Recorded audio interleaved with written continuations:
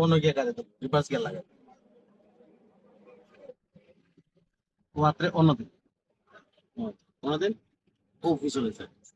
সামনে তো আর কিচ্ছু নাই আমরা 10 20 কিলোমিটার খালি সামনে দিয়ে চালাইছি তখন পিছনে যাওয়া লাগছে না সামনে দিয়ে পিছনে চালাই এমনি সামনে চালানোর দরকার নাই স্পিডিং ও ডাইনে গাড়িতে বলি না ডাইন সাইডেও গাড়ি আছে বামে আসতে আবার ক্লাস করুন ঘুরেন বামে স্পিডিং ডাইনে ঘুরেন ডাইনে আবার ঘুরেন স্পিডিং স্পিড আবার ক্লাচ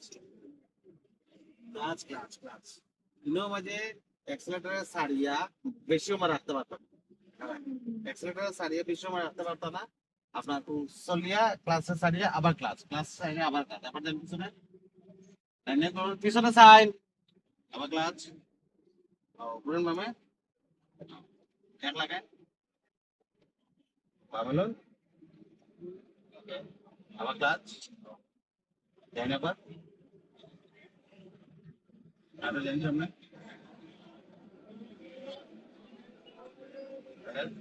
আরেকটু যায় এগুলো আরো জাইন চেন আর এটা দেখি উপরে দেখি তো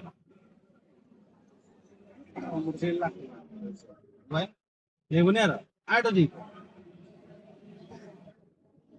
ব্যাস বন্ধ হবে স্টার্ট না স্টার্ট বন্ধ হবে ধরেন এরকম আমি তখন হ্যান্ড ব্রেক টান দিন কিটা টান দিতে হইলে থামেন শক্তি করুন না রিল্যাক্স রিল্যাক্স হাত নরম